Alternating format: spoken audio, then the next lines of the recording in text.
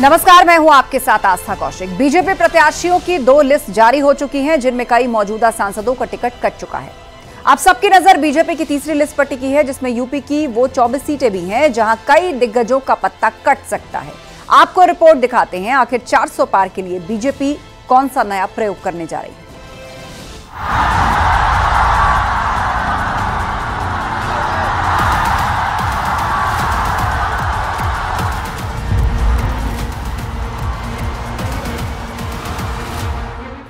400 पार की गारंटी उस चुनाव के लिए है जिसमें लगातार तीसरी बार मोदी सरकार का दावा किया जा रहा है। नए चेहरों पर भरोसा जताया जा रहा है और उन मौजूदा सांसदों का टिकट भी कट रहा है जिनकी जरा सी भी रिपोर्ट खराब है। मौजूदा आंकड़ों पर अगर ध्यान दें तो बीजेपी ने 21% मौजूदा सांसदों के टिकट काटे हैं, जबकि 50% सांसदों को रिपीट किया गया है। पीएम मोदी के नेतृत्व में बीजेपी जिताऊ उम्मीदवारों पर ही भरोसा जता रही है। ऐसे में अब तक कुल 267 सीट पर उम्मीदवारों के नाम का ऐलान किया गया है। पवन सिंह और उपेंद्र रावत ने अपने नाम वापस ले लिए। पार्टी ने 265 लोकसभा सीट पर अपने कैंडिडेट घोषित किए। 50% मौजूदा सांसदों पर बीजेपी ने भरोसा जताया। दिल्ली की 7 सीटों में से 6 पर नए प्रत्याशी घोषित किए गए हैं। दरअसल बीजेपी का इस बार इंडिया गठबंधन से मुकाबला है, जिसमें कई राज्यों में गठबंधन के साथ ही कांग्रेस से अलग अकेले दम पर चुनाव लड़ रहे हैं। तो यूपी जैसे बड़े राज्यों में कांग्रेस और समाजवादी पार्टी साथ साथ चुनाव लड़ रही है। ऐसे में बीजेपी को उन सीटों पर समीकरण साधना है जहां 2019 के चुनाव में हार का सामना करना पड़ा था। बात यूपी की करें तो पहली लिस्ट में बीजेपी 51 उम्मीदवारों का ऐलान कर चुकी है। यूपी की 5 सीटों पर बीजेपी के सहयोगी को मौका मिला है। बची 24 सीट पर प्रत्याशियों का ऐलान होना है, जिनमें से कई दिग्गजों का पत्ता साफ हो सकता है। यानी बीजेपी यूपी में 80 और देश में 400 से ज्यादा सीट जीतने के लिए उन मौजूदा सांसदों का भी टिकट काट सकती है जो या तो अपने क्षेत्र में एक्टिव नहीं है या फिर आंतरिक सर्वे में उनकी रिपोर्ट अच्छी नहीं आई है। बीजेपी उम्मीदवारों की अब तक 2 लिस्ट जारी हो चुकी है, जिनमें से 21% मौजूदा सांसदों के टिकट कट चुके हैं। अब सबकी नज़र बीजेपी के तीसरी लिस्ट पर है, जिसमें यूपी की भी वो 24 सीटें हैं, जहां कई दिग्गजों के टिकट कट सकते हैं। मतलब साफ है, चाहे दिल्ली हो या हरियाणा, गुजरात हो या उत्तराखंड, हर राज्य में बीजेपी दिग्गजों का टिकट काट रही है ताकि 400 पार के नारे को साकार किया जा सके और विपक्ष के खिलाफ एक तरफा जीत हासिल हो सके। Bureau report, news 18।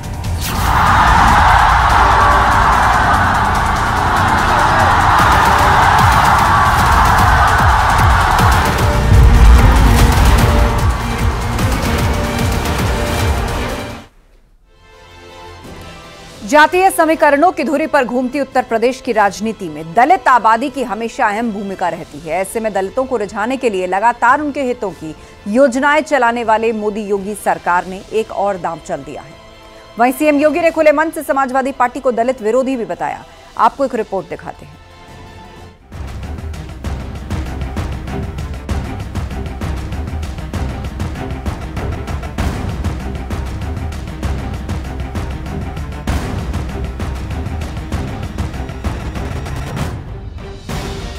Uttar Pradesh में दलित पर शुरू हो चुका है।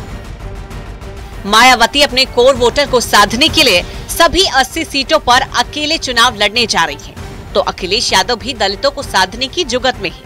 लेकिन जब बात दलितों के विकास की होती है, दलितों के उत्थान की आती है, तो चेहरा सिर्फ एक ही नजर आता है, वो है योगी आदित्यनाथ। क्योंकि अयोध्या में महर्षि वाल्मीकि के नाम एयरपोर्ट किया, आगरा में अंबेडकर के नाम पर मेट्रो स्टेशन रखा, कन्नौज में अंबेडकर के नाम पर अस्पताल हो गया।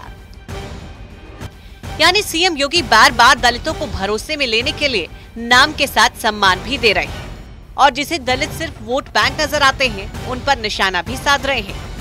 समाजवादी पार्टी के लोग तो आपके जनपद का नाम भी मिटा देना चाहते थे। यानी उन्होंने जितने भी बाबा साहब भीमराव अम्बेडकर के नाम पर कन्नौज में मेडिकल कॉलेज का नाम हटा दिया। हमने फिर से जोड़ दिया। हमने कहा बाबा साहब भीमराव अम्बेडकर भारत के संविधान के शिल्पी थे, उनके नाम पर कोई समझौता नहीं हो सकता। समाजवादी पार्टी दलित विरोधी है। उन्होंने भले ही नाम मिटाया होगा, हम फिर से बाबा साहब के नाम पर वहां के मेडिकल कॉलेज का नामकरण करेंगे। ये वही समाजवादी पार्टी है जिसने गेस्ट हाउस का कांड भी करवाया था और दलित महापुरुषों के नाम पर बने हुए स्मारकों को इसने वहां से हटाने के लिए उस समय आह्वान किया था। लेकिन भाइयों बहनों, आज डबल इंजन की सरकार बाबा साहब भीमराव अंबेडकर के नाम पे पंचतीर्थ का निर्माण करती है। दरअसल सपा सरकार में अंबेडकर के नाम से हटाकर कन्नौज मेडिकल कॉलेज किया गया था, जिसे योगी सरकार ने फिर से अंबेडकर के नाम रख दिया और संदेश दलित विरोधियों को दिया। तो दूसरी तरफ अब दलित को लेकर राजनीति भी शुरू हो गई है, क्योंकि यूपी में करीब 22% दलित वोट बैंक, यूपी में कई सीटों पर दलित वोटर निर्णायक, पूरब से पश्चिम तक दलित वोटरों का दबदबा, 2.5 दशक तक दलित बसपा के साथ रहा। लेकिन अब उसमें बीजेपी गहरी सेंध लगाते दिख रही है, तो वहीं बसपा से खिसकते दलित वोट बैंक को सपा के साथ ही कांग्रेस भी हथियाने की कोशिश में है। देखिए, नाम बदलने का काम, नाम चुराने का काम ये भारतीय जनता पार्टी का है। समाजवादी पार्टी ये काम नहीं करती है। समाजवादी पार्टी का काम है विकास करना, जनता का हित जिसमें है वो काम करना, पहली बात।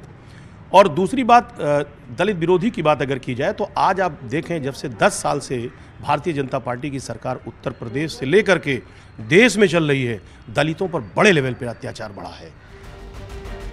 जातीय समीकरणों की धुरी पर घूमती उत्तर प्रदेश की राजनीति में दलित आबादी की हमेशा अहम भूमिका रही है। ऐसे में दलितों को रुझाने के लिए लगातार उनके हितों की योजनाएं चलाने वाली मोदी योगी सरकार ने अहम पदों पर दलितों को तवज्जो भी दी। नतीजा ये रहा कि 24 करोड़ की आबादी वाले उत्तर प्रदेश की 80 लोकसभा सीटों में से अनुसूचित जाति की 17 आरक्षित सीटों पर बसपा सहित दूसरे दलों की पकड़ ढीली होती जा रही है। Bureau report, news 18।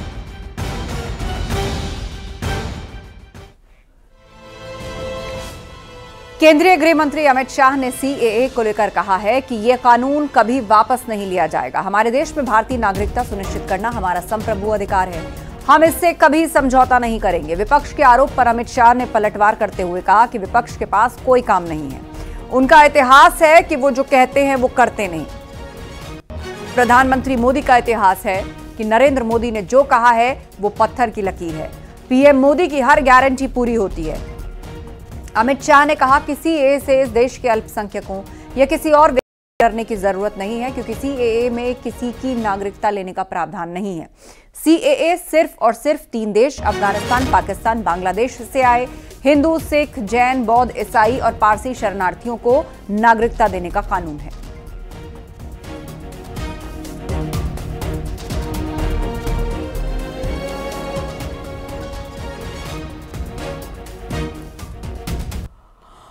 Bharatiya Janata party को के लिए ये पॉलिटिकल गेन का मुद्दा नहीं है। भारतीय जनता पार्टी के लिए, हमारे नेता नरेंद्र मोदी जी के लिए अफगानिस्तान, पाकिस्तान और बांग्लादेश से आए हुए करोड़ों शरणार्थियों को उनका अधिकार देने का मुद्दा है, उनकी वेदना से मुक्ति दिलाने का मुद्दा है और उनकी 3 पीढ़ी को न्याय देने का मुद्दा है, जो कांग्रेस 41 बार अलग अलग मंचों इसके बारे में मैंने डिटेल बात करी है कि इस देश के अल्पसंख्यक माइनॉरिटीज या तो किसी और व्यक्ति को डरने की जरूरत नहीं है, क्योंकि सीएए में किसी की नागरिकता लेने का प्रावधान ही नहीं है। सीएए सिर्फ और सिर्फ 3 देश अफगानिस्तान, पाकिस्तान और बांग्लादेश से हिंदू, सिख, बौद्ध, क्रिश्चियन और पारसी, जो जैन और पारसी शरणार्थी आए हैं, इनको उनका अधिकार देने का कानून है, नागरिकता देने का कानून है, जिससे इनके जीवन की वेदनाओं को हम कम कर पाए। एक देश एक चुनाव पर राष्ट्रपति द्रौपदी मुर्मू को हाई लेवल कमेटी ने अपनी रिपोर्ट सौंप दी है। करीब 18,626 पन्नों की रिपोर्ट में उच्च स्तरीय चुनाव समिति ने कई सिफारिशें की हैं, जिनमें से देश में एक चुनाव कराने के लिए लागू करना बेहद जरूरी होगा। पूर्व राष्ट्रपति रामनाथ कोविंद की अध्यक्षता में 7 सदस्यीय चुनाव समिति ने यह रिपोर्ट तैयार की है। और अब आपको बताते हैं कि समिति ने क्या क्या सिफारिश की है। चुनाव समिति ने सबसे पहले सिफारिश की है कि सरकार को एक साथ चुनाव के चक्र को बहाल करने के लिए कानून व्यवस्था बनानी होगी। साथ ही पहले चरण में लोकसभा और राज्यों के विधानसभा चुनाव साथ कराए जाएं। इसी तरह दूसरे चरण में सभी नगर पालिकाओं और पंचायत चुनाव एक साथ कराए जाएं। चुनाव समिति ने यह भी कहा कि आम चुनाव के 100 दिनों के अंदर ही नगर पालिका और पंचायत चुनाव कराए जाने चाहिए। चुनाव व्यवस्था में बदलाव लाने के लिए समिति ने धारा 324A में संशोधन की भी सिफारिश की है। साथ ही कहा कि लोकसभा और विधानसभा चुनावों के लिए एक ही फोटो मतदाता पहचान पत्र बनाया जाए। समिति ने एक ही मतदाता पहचान पत्र के लिए धारा 325 में भी संशोधन की जरूरत बताई है। साथ ही यह भी सिफारिश की है कि एकल मतदाता पहचान पत्र के लिए केंद्रीय चुनाव आयोग और राज्य चुनाव आयोग मिलकर काम करें।